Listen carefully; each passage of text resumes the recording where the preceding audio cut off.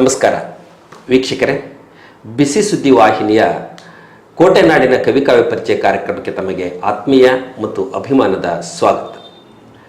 ಆತ್ಮೀಯರೇ, ಸಮಾಜದಲ್ಲಿರುವಂತಹ ಅಂಕುಟೊಂಕುಗಳನ್ನು, ಸುಖ ದುಃಖಗಳನ್ನು, ನೋವು ನುಲಿವುಗಳನ್ನು ಇತರರೊಂದಿಗೆ ಹಂಚಿಕೊಳ್ಳುವ ಹಲವಾರು ಮಾಧ್ಯಮಗಳ ಮಧ್ಯದಲ್ಲಿ ಒಬ್ಬ ಕವಿ ಅಥವಾ ನಿರ್ದೇಶಕ ತನ್ನದೇ ಆದಂತಹ ವಿಭಿನ್ನವಾದ ಶೈಲಿಯಲ್ಲಿ ಮಾಧ್ಯಮಗಳನ್ನು ಬಳಸಿಕೊಳ್ಳುತ್ತಾನೆ. ಆ ನಿಟ್ಟಿನಲ್ಲಿ ಒಂದು ಸರ್ಕಾರಿ ಪ್ರೌಢಶಾಲೆಯಲ್ಲಿ ಗಣಿತ ಶಿಕ್ಷಕರಾಗಿ ವೃತ್ತಿಯನ್ನು ನಿರ್ವಹಿಸುತ್ತಾ ಪ್ರವೃತ್ತಿಯಿಂದ ಸಾಹಿತಿಯಾಗಿ ಕವಿಯಾಗಿ ಹೊರಹೊಮ್ಮಿರುವಂಥ ಆತ್ಮೀಯ ಮಿತ್ರ MS ರಮೇಶ್ ಮತ್ತೋಡು ಅಂತೇಳಿ ಅವರನ್ನು ಈ ಕಾರ್ಯಕ್ರಮಕ್ಕೆ ಸ್ವಾಗತಿಸೋಣ. ಸರ್, ತಮಗೆ ಅಭಿಮಾನದ ಸ್ವಾಗತ. ನಮಸ್ತೆ ಸರ್, ತಮಗೂ ನಮಸ್ಕಾರ. ನನ್ನನ್ನು ಈ ಬಿಸಿ ಬಿಸಿ ವಾಹಿನಿಗೆ ಕರೆಸಿ ಪರಿಚಯ ಮಾಡಿಸ್ಕೊಳ್ತಿರೋ ಈ ಕಾರ್ಯಕ್ರಮಕ್ಕೆ ನಾನು ತುಂಬ ಆಭಾರಿಯಾಗಿದ್ದೇನೆ, ತಮಗೂ ಋಣಿಯಾಗಿದ್ದೇನೆ. ನಮಸ್ಕಾರ. ಧನ್ಯವಾದಗಳು. ಸರ್, ತಾವು ಒಬ್ಬ ಪ್ರೌಢಶಾಲಾ ಶಿಕ್ಷಕರಾಗಿ ಈ ಹಂತಕ್ಕೆ ಬೆಳೆದು ಸಂಪನ್ಮೂಲ ವ್ಯಕ್ತಿಯಾಗಿ ಹಲವರ ಜ್ಞಾನವೃದ್ಧಿಗೆ ಸಹಕಾರಿಯಾಗಿರುವಂಥವರು. ಬಾಲ್ಯದಲ್ಲಿ ಕೆಲವು ಮಾತುಗಳನ್ನು ಕೇಳ್ತೇವೆ. ನಿಮ್ಮನ್ನು ನೋಡಿದಂತಹ ಹಿರಿಯರೊಬ್ಬರು ಈ ಹುಡುಗ ಹಿಂಗಾಗ್ತಾನೆ ಅಂತ ಅಂದದ್ದು, ಅಥವಾ ಇವನು ಈಗ ಆಗ್ತಿದ್ದ ಅಂತ ನಾನು ಅಂದ್ಕೊಂಡೇ ಇರಲಿಲ್ಲ ಅನ್ನುವಂಥ ನುಡಿಗಳು ಇವತ್ತು ನಿಮ್ಮ ಬದುಕಿನಲ್ಲಿ ಎಷ್ಟರ ಮಟ್ಟಿಗೆ ಸಾಫಲ್ಯ ಆಗಿದ್ದಾವೆ ಅಂತ ಭಾವಿಸ್ತೀವಿ? ಹೌದು ಸರ್, ನೀವು ಹೇಳಿರುವಂಥ ಎರಡೂ ಅಭಿಪ್ರಾಯಗಳು ನನಗೆ ಸಿಕ್ಕಿದ್ದಾವೆ. ಓಕೆ. ಈ ಹುಡುಗ ಹಿಂಗಾಗ್ತಿದ್ನಾ ಅಂತ ಅಂದ್ಕೊಂಡಿರೋರು ಇದ್ದಾರೆ, ಅಂದಿರೋರು ಇದ್ದಾರೆ. ಮುಂದೆ ಇವನು ಚೆನ್ನಾಗಿ ಆಗ್ಬೋದು ಅಂತ ನನಗೆ ಹೇಳಿರೋರು ಕೂಡ ಇದ್ದಾರೆ. ಓಕೆ. ನಮ್ಮ ಮನೆಯಲ್ಲಿ ಈ ಎರಡು ಮಾತುಗಳು ಬಂದಿಲ್ಲ. ಆದರೆ ಶಾಲೆಯಲ್ಲಿ ನಮ್ಮ ಶಿಕ್ಷಕರು ಈ ವಿಚಾರವಾಗಿ ಮಾತಾಡಿದ್ದು ನನಗೆ ಗೊತ್ತಿದೆ. ಆಮೇಲೆ ನಮ್ಮ ಪರಿಸರದಲ್ಲಿ ನಮ್ಮ ಸಂಬಂಧಿಗಳು ಕೂಡ ಈ ಥರ ಮಾತಾಡಿದ್ದು ನನಗೆ ಕಿವಿಗೆ ಬಿದ್ದಿದೆ. ಆದರೆ ಆ ಎರಡರ ಅಭಿಪ್ರಾಯಗಳಿಗೂ ನಾನು ಈ ಕ್ಷಣದಲ್ಲೂ ಕೂಡ ಆಭಾರಿಯಾಗಿದ್ದೀನಿ. ಅಂದರೆ ಒಬ್ಬ ವ್ಯಕ್ತಿಯ ಬೆಳವಣಿಗೆಯಲ್ಲಿ ಒಂದಷ್ಟು ಹಿರಿಯರ ಹಿತನುಡಿ, ಆಶೀರ್ವಾದ, ಹಾರೈಕೆಗಳು ಬಹಳಷ್ಟು ಪ್ರಮುಖ ಪಾತ್ರವನ್ನು ವಹಿಸ್ತವೆ. ಆ ನಿಟ್ಟಿನೊಳಗೆ ನೀವು ನಿಮ್ಮ ಬಾಲ್ಯದಲ್ಲಿ ನಿಮ್ಮ ಬದುಕನ್ನು ಕಟ್ಟಿಕೊಂಡ ಬಗೆ ಹೇಗೆ? ಎಲ್ಲರೂ ಹೇಳುವಂತೆ ಬಡತನ ಇತ್ತು. ಸುಮಾರು 74-75ನೇ ಸಾಲಿನಲ್ಲಿ ನಾನು ಪ್ರಾಥಮಿಕ ಮತ್ತು ಮಾಧ್ಯಮಿಕ ಶಾಲೆಯಲ್ಲಿ ಮತ್ತೋಡಿನಲ್ಲಿ ಗೌರ್ಮೆಂಟ್ ಶಾಲೆಯಲ್ಲಿ ಓದಿದ್ದು. ಅಲ್ಲಿ ನಮಗೆ ಇದ್ದಂಥ ಶಿಕ್ಷಕರುಗಳು, ಅದರಲ್ಲೂ ಕನ್ನಡ ಬೋಧನೆ ಮಾಡುವಂಥ ಶಿಕ್ಷಕರು ನನಗೆ ಪ್ರಭಾವ ಬೀರಿದ್ರು ಅಂತ ನಾನು ಈ ಕ್ಷಣಕ್ಕೂ ಕೂಡ ಒಪ್ಕೊಳ್ತೇನೆ. ಅವರನ್ನು ನೆನಪು ಮಾಡ್ಕೊಳ್ತೇನೆ. ನನ್ನ ಕವನ ಸಂಕಲನಗಳಲ್ಲಿ, ನನ್ನ ಲೇಖನಗಳಲ್ಲಿ ಅವರನ್ನು ನಾನು ಜ್ಞಾಪಿಸ್ಕೊಂಡಿದ್ದು ಬಹಳ ಸಲ ಇದೆ. ಅವರ ಹೆಸರು ರಾಜಶೇಖರ ರಾವ್ ಅಂತ.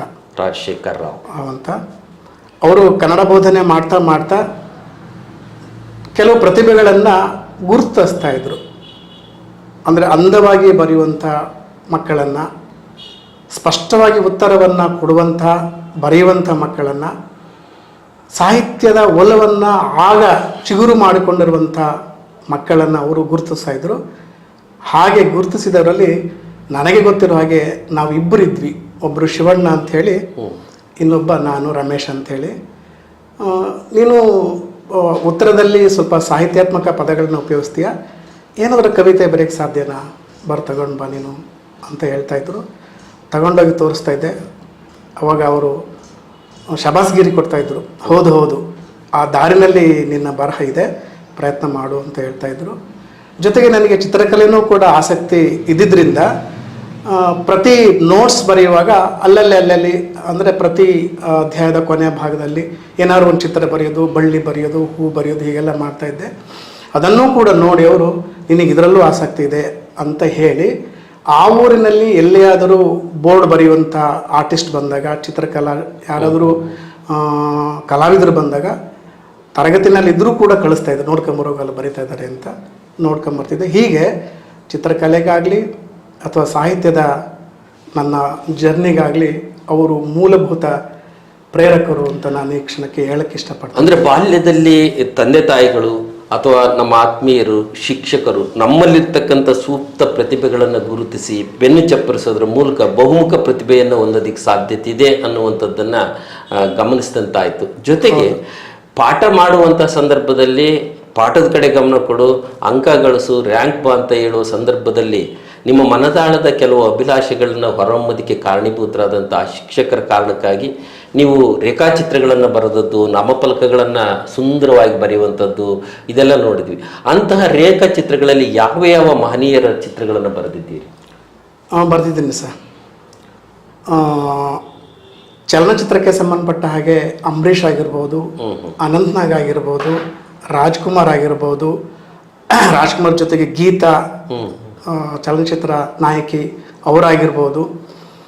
ಈ ಥರ ರೇಖಾಚಿತ್ರಕ್ಕೆ ಅದರಲ್ಲೂ ಕಾರ್ಟೂನ್ ಥರ ಬರುವಂಥ ಚಿತ್ರಗಳನ್ನು ಬರೆದು ನನ್ನ ಜೊತೆಗಾರರಿಗೆ, ನಮ್ಮ ಶಿಕ್ಷಕರಿಗೆ ತೋರಿಸಿದ್ದುಂಟು.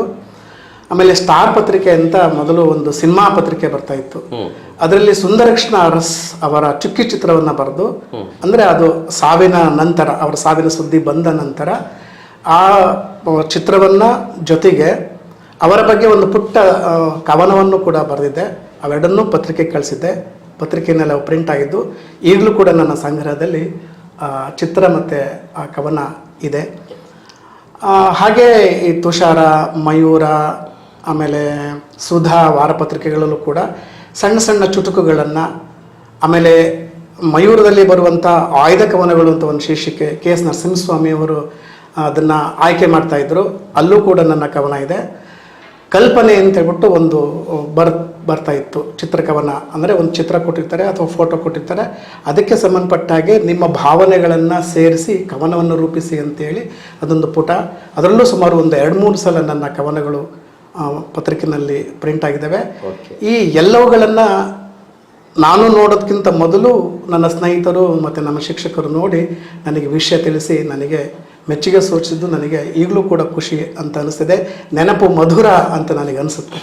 ಜೊತೆಗೆ ಒಬ್ಬ ಗಣಿತ ಶಿಕ್ಷಕರಾಗಿ ಗಣಿತದ ವಿಷಯವನ್ನು ಬೋಧನೆ ಮಾಡ್ತಾ ಮಾಡ್ತಾ ಸಾಹಿತ್ಯದಲ್ಲಿ ನೀವು ಬರವಣಿಗೆಗೆ ತೊಡಸ್ಕೊಂಡ್ರಿ. ಜೊತೆಗೆ ಈ ಸೃಷ್ಟಿ ಮತ್ತು ದೃಷ್ಟಿ ಅನ್ನುವಂಥ ಒಂದು ಪುಸ್ತಕ, ಸನ್ನದ್ಧರಾಗೋಣ ಅನ್ನುವಂತಹ ಪುಸ್ತಕಗಳನ್ನು ಈಗಾಗಲೇ ಪ್ರಕಟಿಸಿದ್ದೀರಿ. ಜೊತೆಗೆ ನಿಮ್ಮ ಕೃಷಿಯಲ್ಲಿ ಇನ್ನೂ ಒಂದಷ್ಟು ಬರೆದು ಹಾಗೆಯೇ ಪ್ರಕಟಣೆಗೊಳ್ಳದೇ ಇರುವಂತಹ ಒಂದಷ್ಟು ವಿಚಾರಗಳು ಅಥವಾ ಕೃತಿಗಳಿದ್ದಾವೆ ಅಂತ ಭಾವಿಸಿದ್ದೀನಿ. ಆ ಕೃತಿಗಳ ಹೆಸರುಗಳನ್ನು ಒಮ್ಮೆ ಹೇಳೋದಿದೆ. ಹೌದು ಸರ್, ಹೌದೌದು.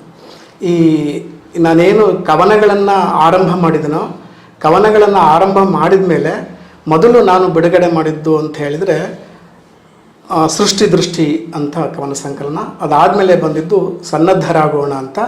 ಅದಾದಮೇಲೆ ಕೆಲವು ಲೇಖನಗಳನ್ನು ಬರೆದಿಟ್ಕೊಂಡಿದ್ದೇನೆ. ಸುಮಾರು ಒಂದು 10 ಲೇಖನಗಳನ್ನು ಬರೆದಿದ್ದೇನೆ. ಇನ್ನೊಂದಿಷ್ಟು ಸೇರಿಸಿ ಅದೊಂದು ನಾವು ಪುಸ್ತಕ ಮಾಡಬೇಕು ಅಂತ ನನ್ನ ಅಭಿಪ್ರಾಯ ಇದೆ. ಹಾಗೆಯೇ ಮಕ್ಕಳ ಪದ್ಯಗಳು ಸುಮಾರು ಒಂದು 15 ಇದ್ದಾವೆ. ಹಾಗೆಯೇ ಕಥನ ಕವನಗಳು ನನಗೆ ಬಹಳ ಪ್ರಿಯ ಅಂತ ಅನಿಸುತ್ತೆ.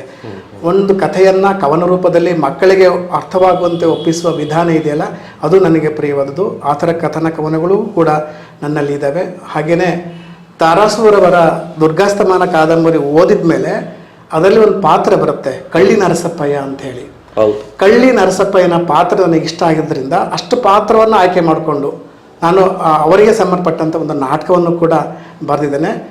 ಆಕಾಶವಾಣಿಗೂ ಕೂಡ ಕಳಿಸಿದ್ದೆ. ಏನು ತಾಂತ್ರಿಕ ದೋಷನೋ ಅಥವಾ ಬೇರೆ ಏನು ದೋಷನೋ ಗೊತ್ತಿಲ್ಲ, ಅದು ಪ್ರಸಾರ ಆಗಲಿಲ್ಲ.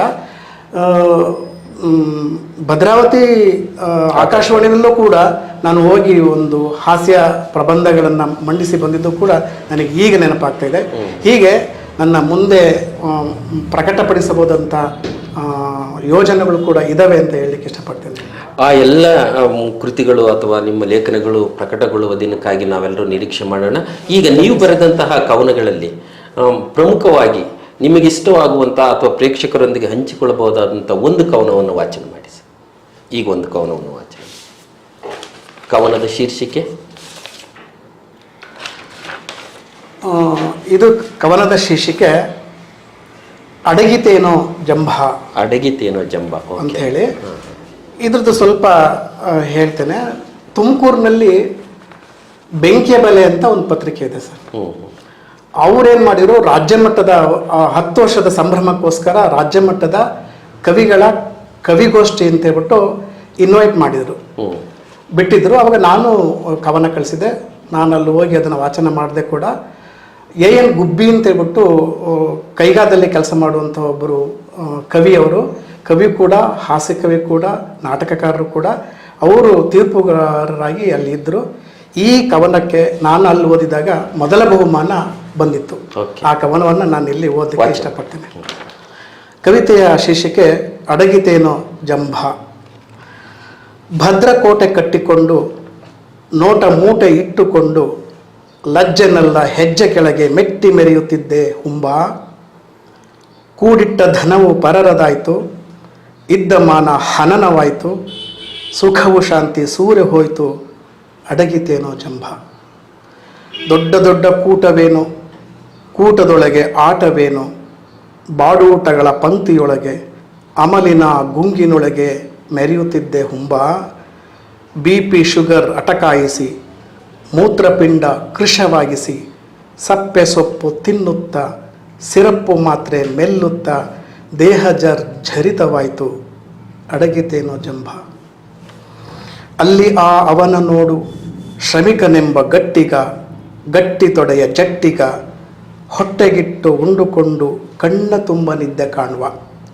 ಕಪಟತಂತ್ರ ಮೋಸವಿಲ್ಲ, ಹೆಚ್ಚು ಹೆಚ್ಚು ಆಸೆಯಿಲ್ಲ, ಎಲ್ಲೆ ಮೀರಿ ತನ್ನದೆನ್ನುವ ಹುಚ್ಚು ಧೂರ್ತ ಕನಸೂ ಇಲ್ಲ. ಬೆವರು ಹನಿಸಿ ದುಡಿವನು, ಬೇಕಾದ ತಿನ್ನುವನು. ಕೋಟಿ ಕೋಟಿ ರೊಕ್ಕದೊಳಗೆ ಎಲ್ಲ ಪಾಪ ಹೂತುಕೊಳ್ಳುವೆ ಎಂಬ ಭ್ರಮ ತಿರುಗಣೆಗೆ ಸಿಕ್ಕಿಕೊಂಡ ಹುಂಬ. ಒಂದು ಒಳ್ಳೆ ನಿದ್ದೆ ಇಲ್ಲ, ಸುಖದೂಟದ ಯೋಗವಿಲ್ಲ, ಸುಖ ಬೇಟಕ್ಕೂ ಶಕ್ತನಲ್ಲ, ಸಾಕು ಬಿಡೋ ಜಂಭ. ಸ್ವರ್ಗ ಚಲವು ನಿಸರ್ಗವು ನಿನಗೊಬ್ಬಗೇ ಮೀಸಲು, ನಾಡಿನೆಲ್ಲ ಇತರೆಯವರು ನಿನ್ನಿಷ್ಟಕ್ಕೆ ದಾಸರು. ನಿನ್ನ ನುಡಿಯೇ ವೇದವಾಕ್ಯ, ಮೀರಿಲಾರಿಗಶಕ್ಯವು, ನಿನ್ನ ತನವು ಮಾತ್ರ ಶ್ರೇಷ್ಠ, ಉಳಿದುದೆಲ್ಲ ಭೃತ್ಯವು ಎಂದು ಪಠಿಸುತ್ತಿದ್ದೆ ಹುಂಬ. ಕೊಲೆಗೈದ ಕಟುಕರಳಿದು, ಕಪಟಿ ಸುಳ್ಳ ಕಳ್ಳರಳಿದು, ರಾಜರಂಥ ರಾಜರಳಿದು, ವೀರಾಧಿ ವೀರರಳಿದು, ಋಷಿಗಳೆಲ್ಲ ಅಳಿದು ಹೋಗಿ ನಿನ್ನದೇನು ಶಾಶ್ವತ. ಸರಳನಾಗು ಸರಳನಾಗು ಸರಳನಾಗು ಬಿಟ್ಟು ಜಂಭ. ನಮಸ್ಕಾರ. ಅಂದರೆ ಮಾನವನ ಬದುಕಿನ ಒಂದಷ್ಟು ಎರಡು ಮುಖಗಳನ್ನು, ಒಂದು ಶ್ರಮಿಕ ವರ್ಗ ಮತ್ತೊಂದು ಶ್ರೀಮಂತ ವರ್ಗದ ಮಧ್ಯೆ ಇರುವಂಥ ಅಂತರ, ಯಾವುದೂ ಶಾಶ್ವತವಲ್ಲ, ನೆಮ್ಮದಿಯ ಬದುಕೇ ಶಾಶ್ವತ ಅನ್ನುವಂತಹ ಆಶಯವನ್ನು ಇಟ್ಕೊಂಡು ಬರೆದಂತಹ ಈ ಜಂಭ ಮಾನವನಿಗೆ ಒಂದು ದಿಕ್ಸೂಚಿ ಆಗ್ಬೋದಾದಂತಹ ಸಂದೇಶಗಳನ್ನು ಹೊತ್ತು ತರ್ತದೆ. ಮತ್ತೊಂದು ಕವನವನ್ನು ವಾಚನ ಮಾಡಿಸಿ. ಈ ಕವನದ ಶೀರ್ಷಿಕೆ ನನ್ನದು ನಿಮ್ಮದು ಅಂತರಾಳ. ಸಿರಿಗೆರೆನಲ್ಲಿ ಕನ್ನಡ ರಾಜ್ಯೋತ್ಸವಕ್ಕೋಸ್ಕರ ಅಲ್ಲೂ ಕೂಡ ಜಿಲ್ಲಾ ಮಟ್ಟದ ಕವಿಗೋಷ್ಠಿ ಮಾಡಿದರು. ಆವಾಗ ಓದಿದಂಥ ಕವನ ಇದು. ಕವನದ ಶೀರ್ಷಿಕೆ ನನ್ನದು ನಿಮ್ಮದು ಅಂತರಾಳ. ನಿಮಗೆ ಅಭ್ಯಂತರವಿಲ್ಲದಿದ್ದರೆ ನನ್ನ ಅಂತರಾಳವ ಬಿಚ್ಚಿಡುವೆ.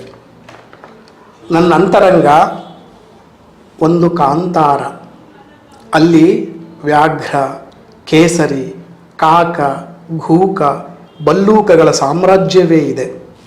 ನದ ನದಿಗಳಿವೆ, ನೀರ್ಝರಿಗಳಿವೆ, ಸ್ಫಟಿಕ ಸಲಿಲದ ಸರೋವರಗಳಿವೆ. ಮುಗಿಲು ಮುಟ್ಟುವ ನನ್ನಾಸೆಯ ಮರಗಳಿವೆ, ಒಳಗೆ ಫಲಗಳಿವೆ, ಮಧುಭರಿತ ಸುಮಗಳಿವೆ. ಇರಿವ ಮುಳ್ಳುಗಳಿವೆ, ಕೊಲ್ಲುವ ಜಂತುಗಳೂ ಇವೆ. ನನ್ನ ಅಂತರಂಗದಲ್ಲಿ ಸಹಸ್ರಾರು ಬೆಂತರ, ಎಲ್ಲೆಲ್ಲೂ ಸುಂದರ ಹಳ್ಳಿ ಹೊಳಲುಗಳು, ಗಿರಿ ಗುಹಾರಣ್ಯ, ಸಮತಟ್ಟು ಮೈದಾನಗಳು. ಅಲ್ಲಿ ಮುಗಿಲು ಮಳೆಯೂಡುವವು, ಇಲ್ಲಿ ಬರ ಬೆಂಗಾಡ ನೀಡಾಡುವುದು. ಇರುವುದರ ಬಗೆಗಿನ ಅಸಡ್ಡೆಗಳು, ಇರದುದ ತುಡಿಯುವ ಬಯಕೆಗಳು, ಹಿಂದಾಡಿಕೊಳ್ಳುವವರ ಕತ್ತು ಸೀಳುವ ಸಿಟ್ಟಿದೆ. ಸಾಭ್ಯಸ್ಥನಾಗಿರಬೇಕೆಂಬ ಕಟ್ಟೂ ಕಟ್ಟಿದೆ. ಹಸನ್ಮುಖಗಳ, ಉರಿಮುಖಗಳ ಮೈಂಶೋ ಸದಾ ಒಳಗೊಳಗೆ. ಗೆಲುವಿನ ಅಫೀಮಿನಿಂದ ನರ ನರಗಳಿಗೆ ಸದಾ ಮುದ. ನನ್ನ ಅಂತರಂಗ ಅನಂತ ವಿಸ್ತಾರ, ಅಷ್ಟೂ ವಾರಿಧಿಯನ್ನು ತುಂಬಬಹುದು, ಕಾಲಿಡಲು ತೆರಪಿಲ್ಲದಂತೆ. ಅಬ್ಬರದ ಹಿಂದೆ ಏನೂ ಇಲ್ಲ, ಛೀ ಇಷ್ಟೇನಾ ಎನ್ನುವಂತೆ. ಏನುಂಟು ಏನಿಲ್ಲ, ಇದೆ ಬೇವು ಬೆಲ್ಲ. ನಂಬಿದರೆ ನಂಬಿಕೆ, ಇಲ್ಲದಿರೆ ಇಲ್ಲ. ನಾನೂನು ನಕ್ಕೇನು, ನಾನೂನು ಅತ್ತೇನು, ಒಡಲಾಳದ ರಂಗಮಂಟಪದ ನಿರ್ದೇಶನದಂತೆ ಆಡಿಸುವ ಬೊಂಬೆಯಂತೆ. ನಮಸ್ಕಾರ. ಈ ಅಂತರಂಗ ಕವನದ ಆಶಯ ಏನು ಸರ್?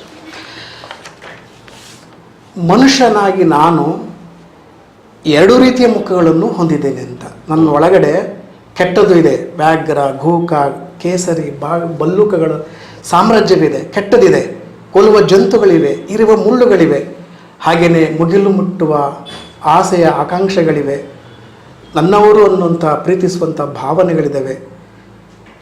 ಹಿಂದೆ ಮಾತಾಡಿಕೊಳ್ಳುವವರನ್ನು ಬೈಬೇಕು, ಅವ್ರ ಬಗ್ಗೆ ಸಿಟ್ಟು ಮಾಡ್ಕೋಬೇಕು ಅನ್ನೋ ಕ್ರೋಧ ಇದೆ.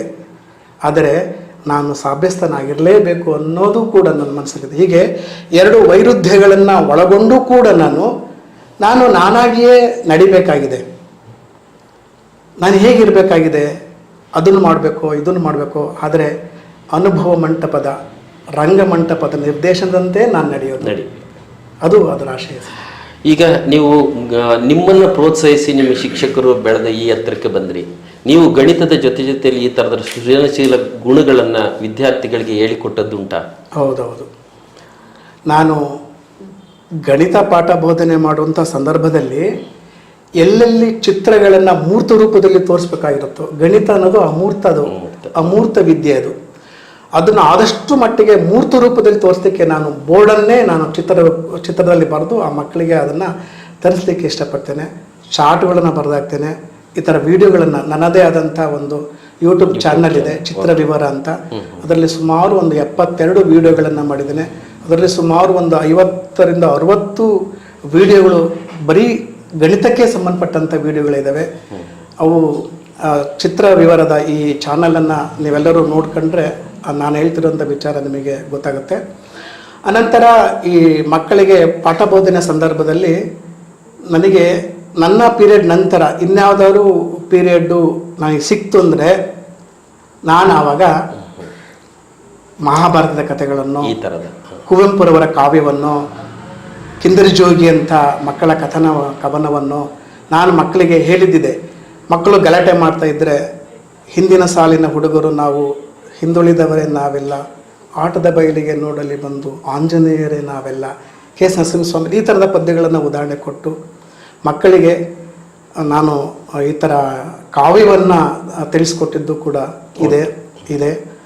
ಒಟ್ಟು ನನ್ನ ಗಣಿತದ ತರಗತಿಯನ್ನು ಸಾಧ್ಯವಾದಷ್ಟು ಮಟ್ಟಿಗೆ ಕಾವ್ಯದ ಲೇಪನದಿಂದ, ಕಾವ್ಯ ಪ್ರಪಂಚದ ಲೇಪನದಿಂದ ಗಣಿತದ ಅಮೂರ್ತ ಕಲ್ಪನೆಗಳನ್ನು ಮೂರ್ತಿಗೊಳಿಸುವ, ಮೂರ್ತ ರೂಪಕ್ಕೆ ತರುವಂಥ ಪ್ರಯತ್ನನ ಮಾಡ್ತಾ ಇರ್ತೇನೆ. ನನ್ನ ಶಾಲೆ ಹೊಸದುರ್ಗ ತಾಲೂಕಿನ ನಾಗತಿಹಳ್ಳಿ ಅಂತ ಬರುತ್ತೆ. ಹಿಂದುಳಿದ ಊರು, ಹಿಂದುಳಿದ ಜನ ಇದ್ದರೂ ಕೂಡ ಮಕ್ಕಳು ತುಂಬ ನಮ್ರತೆಯಿಂದ ಇರುವಂತಹ, ಒಬಿಡಿಯಂಟ್ ಅಂತ ಹೇಳ್ತಾರಲ್ಲ, ಹಾಗಿರುವಂಥ ಮಕ್ಕಳು ಅಲ್ಲಿದ್ದಾರೆ. ಇದು ನನಗೆ ಖುಷಿಯಾದಂಥ ವಿಚಾರ ಆಗಿದೆ. ಒಟ್ಟಲ್ಲಿ ಒಬ್ಬ ಶಿಕ್ಷಕ ವಿದ್ಯಾರ್ಥಿಯಾಗಿ ಸದಾ ಕಲಿತಾ, ಒಬ್ಬ ಪೋಷಕನಾಗಿ ಅವರ ನೋವು ನಲಿಗಳಿಗೆ ಸ್ಪಂದಿಸ್ತಾ, ಗಣಿತದಂಥ ಕಷ್ಟದ ವಿಷಯವನ್ನು ಕಾವ್ಯಮಯವಾಗಿ ಮಾಡಿಸ್ತಾ ನಿಮ್ಮ ವೃತ್ತಿ ಬದುಕಿನಲ್ಲಿ ಸಾಕಷ್ಟು ಪ್ರಯತ್ನಗಳನ್ನು ಮಾಡಿದ್ದೀರಿ. ನಿಮ್ಮ ಪರಿಚಯದ ಒಂದು ಕೃತಿಯನ್ನು ನೋಡಿದಾಗ ನನಗನ್ಸಿದ್ದೇನು ಅಂತ ಹೇಳಿದ್ರೆ, ಒಬ್ಬ ಶಿಕ್ಷಕ ಸೃಜನಶೀಲನಾಗಿದ್ದರೆ ಮಕ್ಕಳ ಕಲಿಕೆ ಬಹಳ ಎತ್ತರಕ್ಕೆ ಹೋಗುತ್ತೆ ಅನ್ನುವಂಥದ್ದು. ಜೊತೆಗೆ ನೀವು ಚಿತ್ರದುರ್ಗ ಜಿಲ್ಲೆಯ ಗಣಿತ ವಿಭಾಗದ ಸಂಪನ್ಮೂಲ ವ್ಯಕ್ತಿಯಾಗಿ, ರಾಜ್ಯ ಮಟ್ಟದ ಸಂಪನ್ಮೂಲ ವ್ಯಕ್ತಿಯಾಗಿ ಕಾರ್ಯಾಗಾರಗಳನ್ನು ನಡೆಸಿದ್ದೀರಿ. ಹಲವು 10 ಜನರಿಗೆ ಮಾರ್ಗದರ್ಶಕರಾಗಿ ಮುನ್ನಡೀತಾ ಇದ್ದೀರಿ. ಒಂದು ವ್ಯವಸ್ಥೆಯನ್ನು ಬದಲಾಯಿಸುವ ನಿಟ್ಟಿನಲ್ಲಿ ನಿಮ್ಮದೇ ಆದಂಥ ಅಭಿವ್ಯಕ್ತಿಯ ಮಾಧ್ಯಮವನ್ನು ಇಟ್ಕೊಂಡು, ಒಂದು ಕಡೆ ಯೂಟ್ಯೂಬ್ ಚಾನಲ್, ಮತ್ತೊಂದು ಕಡೆ ಬರವಣಿಗೆಯನ್ನು ಇಟ್ಕೊಂಡು ಮುನ್ನಡೀತಾ ಇದ್ದೀರಿ. ನಮ್ಮ ಕರೆಗೆ ಹೋಗ್ಬಿಟ್ಟು ಈ ದಿನ ಈ ಕಾರ್ಯಕ್ರಮಕ್ಕೆ ಬಂದು ಕಾರ್ಯಕ್ರಮದಲ್ಲಿ ಪಾಲ್ಗೊಂಡಿದ್ದಕ್ಕಾಗಿ ಬಿಸಿ ಸುದ್ದಿ ವಾಹಿನಿಯ ಬಳಗದ ವತಿಯಿಂದ ನಿಮಗೆ ಹೃದಯಪೂರ್ವಕ ವಂದನೆ, ಅಭಿನಂದನೆಗಳು. ತಮಗೂ ಕೂಡ, ಬಿಸಿ ಸುದ್ದಿ ವಾಹಿನಿಯ ಮಾಲೀಕರಾದಂಥ ಬಸವರಾಜ್ ಸರ್ಗೂ ಕೂಡ, ಮತ್ತು ನಾನು ಈ ಸ್ಥಳಕ್ಕೆ ಬಂದು ನನ್ನ ಪರಿಚಯವನ್ನು, ನನ್ನ ಕವಿತಾ ಶಕ್ತಿಯನ್ನು ಎಲ್ಲರಿಗೂ ತೋರ್ಪಡಿಸಲಿಕ್ಕೆ ಕಾರಣೀಭೂತರಾದಂಥ ನಮ್ಮ ಪರಮೇಶ್ವರಪ್ಪ ಕುದುರೆ ಸರ್ ಅವರಿಗೂ ಕೂಡ ಧನ್ಯವಾದಗಳನ್ನು ಅರ್ಪಿಸ್ತೇನೆ. ಎಲ್ಲರಿಗೂ ನಮಸ್ಕಾರ. ವೀಕ್ಷಕರೇ, ಮತ್ತೊಬ್ಬ ಕವಿ ಮಿತ್ರರೊಂದಿಗೆ ಮುಂದಿನ ವಾರ ಭೇಟಿಯಾಗ್ತೀನಿ. ಅಲ್ಲಿಯವರೆಗೂ ನಮಸ್ಕಾರ.